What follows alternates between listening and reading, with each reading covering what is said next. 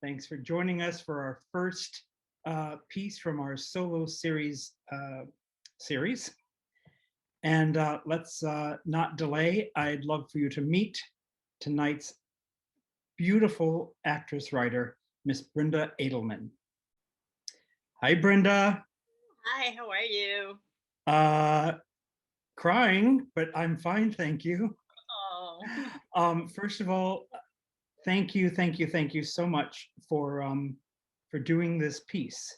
Um, I was given a little hint from the people that were recording it that it was moving, and the first portion when I was laughing out loud in my living room yeah. alone, I didn't know. I thought, well, tears aren't really going to happen, and sure enough, they did. It was just beautiful. Um, it's interesting. I was thinking to myself, we've been discussing whether or not you can actually do theater online, virtually, and discussing whether or not it works. And you were proof that it absolutely works. I forgot that I wasn't sitting in the front row watching you. It was amazing. So thank you. Oh, thank you. To our audience there of attendees, I'm going to be I'm going to be asking a few questions of Brenda, and then we're going to open up to you guys. And also, Brenda has requested that if anyone would like to come on camera, she'd love to see some faces. So if you could raise your hand, use the little raise hand key at the bottom of your bar. In just a few minutes, we'll bring some people on so that you can see Brenda and maybe ask your questions. Um, I have just a few questions. First, I'm wondering how long it took you to process what you went through before you could actually write the piece. Yeah, that's a great question. Um, I did not speak a word of what happened to anybody for probably 3 years. I was like, forget about ever thinking about putting it on stage. I was hiding. I literally felt like I was damaged goods. But I was in about a year after my mom died. I went back to acting. I got into a top class in LA. And a couple of years after that, I was like, I have to put my story on stage in a storytelling exercise, never thinking it would be a one person show that I've now performed all over the world. It was more like I felt like I was dying in silence. I was so scared. It was a 100-person class.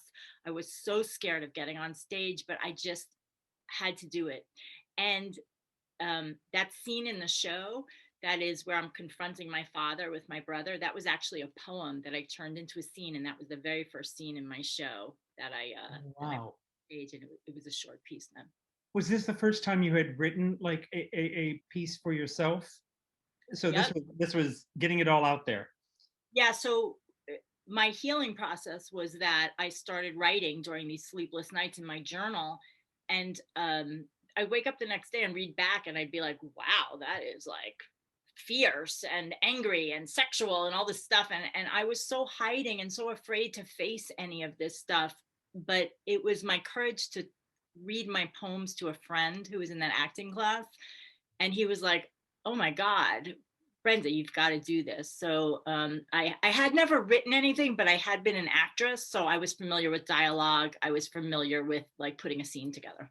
One of the things I was going to ask you was whether or not you had done acting previously or whether this brought acting out of you, but then you mentioned it in the piece. So Yes, and it was amazing because I had one of these full circle moments. I did act from the time after college, right? I actually cut out a piece that's actually usually in the show, but I started acting after college, and also my mom read Shakespeare to me. I studied Shakespeare, and I had this moment at one point where I'm like, oh my God, everything has come together so that I could process this, because of the analogy to Hamlet and everything. And then the fact that I could act. And for me, it was incredibly healing to play my father, because as an actress, you can't play someone yourself as a villain. So it was all very, very healing. um, one of the things I was thinking about, and I looked it up real quick because I've always remembered it. Um, one of my guru, Oprah, has always said, forgiveness is giving up the hope that the past could have been any different.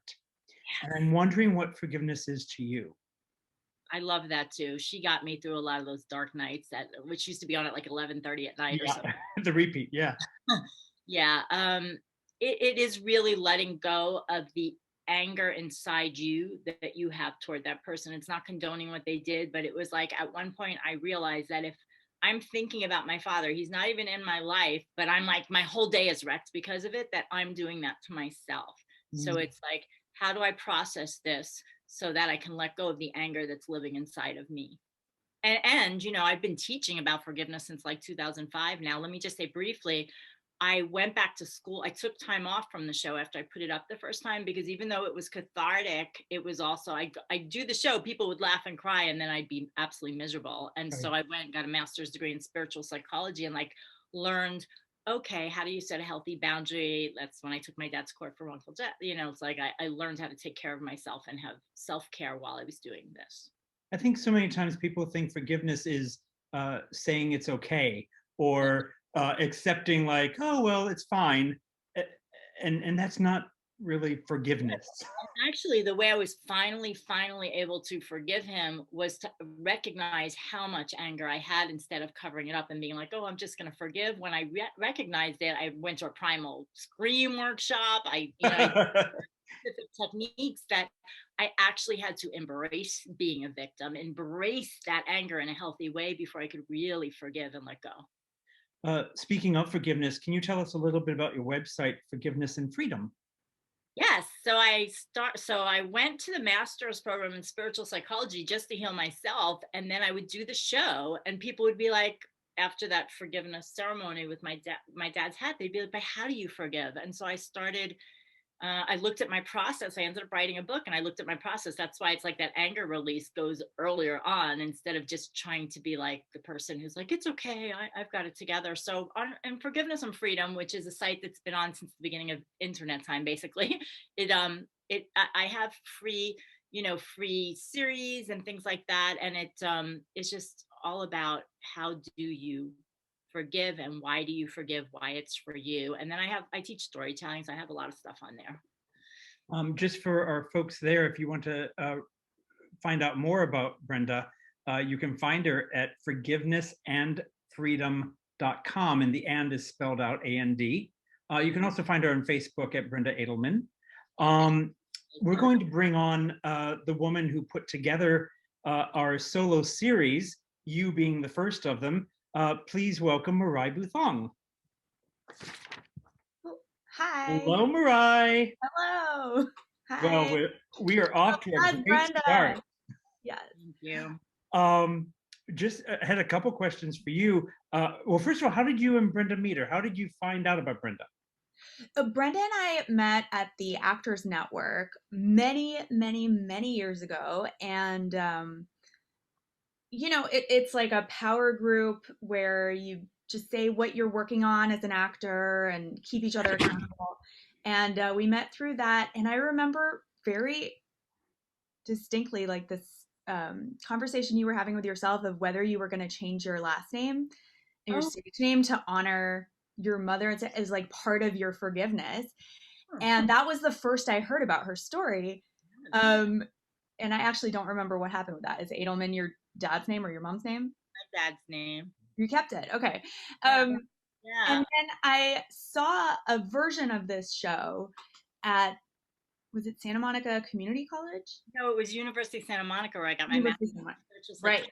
So it's like 2011 or 2012. Yeah. Yeah. So it was a long, long time ago. It was a bit different and shorter.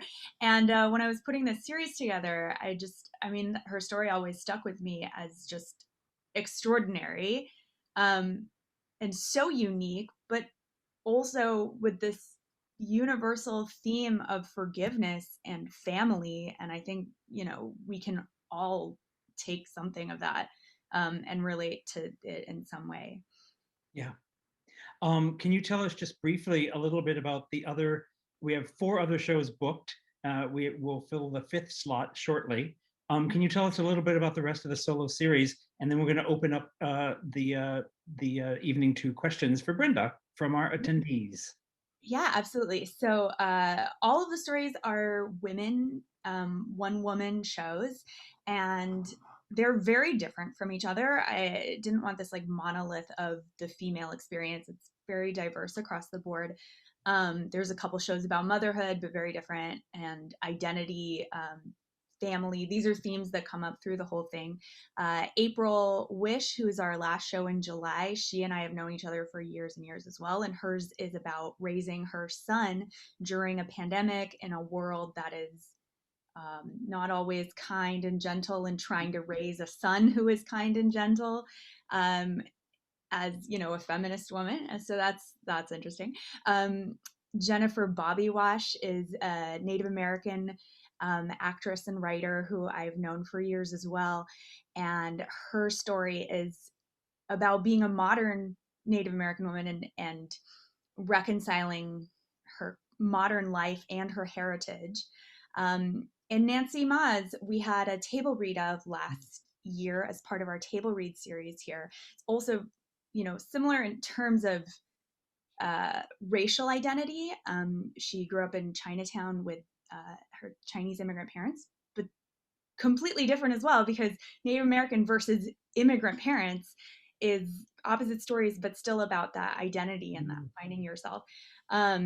And then next month, we have Pam Levin, who's actually on here tonight. Bring her on if I can. So I thought we might bring Pam on to tell you about her show herself. Oh, wow. Hi, Pam. Brenda, wow, magnificent. That was so profound, so important. Thank you so much. Did you did you have any questions arise for you while you were watching Brenda this evening? Well, I was just so amazed at how beautifully you weaved the contemporary with the language, the Shakespearean language. And I just thought you embodied the just that whole Shakespearean feel so beautifully. I was mesmerized. I was riveted and mesmerized. So much. Yeah, and I wondered if you were classically trained. I am. That's why I'm saying I had this moment on stage when I was doing my show, and when I added specifically the soliloquies from Hamlet, because they're in there for when the emotion's too much and people would normally sing, but people would run out of the theater if they heard me sing. But I can do monologues and soliloquies. I actually studied Shakespeare in New York City, and then I studied in London. Yeah. And then this happened, and my mother read me Shakespeare. So it was like all of a sudden, I really feel like the piece was channeled, and I got that I could have, you know, Hamlet, the fact that someone in history lived through something like me gave me solace. And that's where that came from. Well, we hope that, Pam, I'm going to keep you on, but we hope that people will come next month for Pam's show. And can't wait to see your one-woman show. I'm so excited about this series. I really am. And so please join us with Pam. I'm going to start bringing other people on camera that have raised their hand so Brenda can see them. But we have a question from Eva, Brenda, and that is, the details are fabulous. How many times did you change the ending, and how were the earlier endings? And while you answer that, I'm going to bring people on. Okay, that ending, the very first time I did the show, I had a different ending. It was, will I ever love and trust again? Because what I love about the one person show is I literally wrote that answer into my life at the end, because it was hopeful, but I didn't know if I would be able to. And then when I took the time off and really was guided to take my dad to court for wrongful death, but I did it not from a place of punishment and anger. I did it from a place of self-honor. With that came a tremendous amount of healing, and the ending became about forgiveness, because I had to use every tool I learned to forgive in order to take him to court and be okay with that. So that's pretty much the ending. I've done lots of, ooh, look at all these amazing people I know they're on here. Oh my God, it's so exciting. It's like being in the theater. Oh my God, thank you. So yeah, so it's basically those two endings, but God knows how many tweaks, because I've done a lot of this on stage and I listen to the audience, but it's those two endings. Brenda had asked earlier today, can we bring the audience in so she can see the faces? And I said, I'm not quite sure, but we'll bring as many as Zoom allows us. So the other folks that are on with us, please turn on your camera so we can see your faces. Oh, look at that. I know so many people. This is amazing because I wouldn't be able to do this for them if I'd be traveling the world. That's right. Any of you guys have any questions, especially since you know Brenda?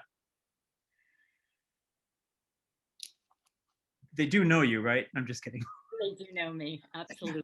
Do we have any other questions? Yes. Hi. I want to be I'm exploding with pride. I'm so proud of you, Brenda. I've been waiting for this moment for 5 years. I've studied with you. I love you. You're my friend, and I am just in awe, and I just want to hold you. You've always been a strong mentor, but you're so tender and you're just so precious, so thank you so much for this. I'm so glad I got to see you.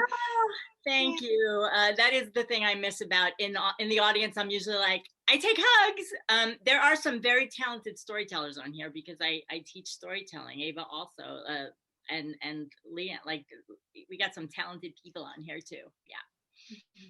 Any other questions from our audience or from our folks here on the screen? Hey, Brenda, it's Chris. How are you? Good. Good. Would you say, because I know you teach so much of the storytelling. By the way, the exquisite job, did really fantastic. As you're guiding people in terms of developing their stories, would you say that one of the major issues is a lack of resolution on the subject matter, and that that the story becomes more profound as we find the resolution in terms of our ability to tell that story? That's the number one question I have. And then I do have a question about how you executed tonight, but. Yeah, okay, let me answer that. Because I teach storytelling and I teach healing through story, and I teach presentation. It really goes together for me because that was my process, and I felt like I did everything wrong that you could, as far as the first time I put it up, I'd go home and be absolutely miserable. It wasn't wrong, and that was part of my healing. Like, I don't say you have to be completely healed before you start your journey, but when I teach, I very much teach the healing part along with that. I think finding the resolution is part of the journey, that it can be very powerful to be sharing it as you don't have to have the resolution. Like, aren't we always growing? I'm still finding healing as I'm doing this show all these years later. So I feel like my students anyway are all on the track to find the resolution, to make it so that you're in this place and then you get to that place. Maybe that place is not the end all, but it's like, I'm going to find something. My life, what I've lived through, is worth something, and I'm going to get to the other side of it. And they can get information on your classes at forgivenessandfreedom.com. Well, that site needs to, it's so big and robust. I would say message me on Facebook, Brenda Adelman. That's like the best place. You can definitely go to Forgiveness and Freedom as well, but it'll be good for you. Okay. I think that could I ask one more? Yeah, I was gonna say you have another question, but I wanted to say one thing because it's about that. And I want to thank Christy Matson, Nico Montalibano, and Bill Wilday, because it was them that filmed this on our stage at the Morgan-Wixson. The first thing that's been on our stage, well, we did do the Jeffries, but last December, but this is the first performance that we had on stage. And I just want to thank those guys for what they did, and for Nico for editing it together. Really beautiful job, Nico. So that being said, what did you want to ask about? Well, no, that is a perfect lead in for it, because the question was, when did you guys do that? Because it didn't look like it was filmed with a live audience, yet you pulled it off really, really well. So did you do that? We filmed it last weekend. Last weekend in an empty house? It's an empty house. So this is like a whole new kind of hybrid. I was hoping, and I think we did a great job of having a hybrid of like theater and Zoom, because I've done some Zoom only stuff. And yeah, it was interesting to not have the audience there. So we would speak about with Nico and Christy, like, well, where should I be looking? But it wasn't a lot of rehearsal time, considering it was really a new format for me. Like, here's this big, beautiful theater and there's nobody there. But there's also these, you know, if I'm on Zoom doing it, I'm looking at the camera, but where do I look when I'm on stage? So it was an interesting process. So I was glad to like watch it and say, yes, it came out, you know, it came across. And just need to point out that they were, except for Brenda, we're all wearing masks and COVID distancing, and we did only let the 3 or 4 of them there, so it was good. Yeah. Any more questions from anyone? Great chats. Oh yes, we have one here from Dempsey. Oh, actually, Dempsey's my husband. Oh. I'm Jillian. But hi, Jillian. I sent him off to bed. So first of all, Brenda, that was just, I've been so eager to see this. We met about 1.5 years ago on Facebook when you were recovering from surgery. Right. And you did like a nighttime live from your bedroom and were feeling no pain. And I started listening to you, and my granddaughter had been murdered just a year before. And it was like this immediate, wow, just this immediate connection of my feeling your heart, you know? And I have come to admire you so much because you're so genuine and so present. That means a great deal to me. And that was a beautiful performance. I work with people recovering from trauma. So my observation in my own long life, and also just working with clients, is that the experience is different every month, every year. You know, you couldn't possibly be presenting the same play last week that you presented last year. And I was going to say 2 things that really struck me. One was when you talked about your mother's shroud, that was exactly our experience with Nicole. Mother's what? Oh, the shroud. You know, when she was in her casket, that was exactly our experience with Nicole. It was just visceral, you know. And the other thing was, what a tender feeling I had when you said, you know, will I ever be able to love somebody? Will I ever be able to be this happy? And now you're engaged and you are this happy. And it's just, I'm in joy for you. I was able to write that into being. That's what I said. Yeah. Thank you. Thank you. That's what's really important to me. It's that people understand. I mean, why I continue telling my story and I will never stop is because I want to give hope. I've met so many people that are just in secret. You know, I'm almost like part of this club, which maybe you are, you know, it's like people know what I've been through. So they share things with me and they're filled with shame and filled with self-loathing like I was. So I will just continue to share because I know that will help people. And yes, it does change. I've had huge breakthroughs. I set an intention to always, you know, see what I can heal from still, you know. Life is a journey. I want to take a moment real quick to, if you haven't looked at the chat, Lisa says, I'm here, Brenda, amazing job. I don't have a video option. Paula says, stunning performance and beautifully shot. Thank you for making this available online. Aww. Dr. Meryl Ashcraft says, great job, Brenda, loved it.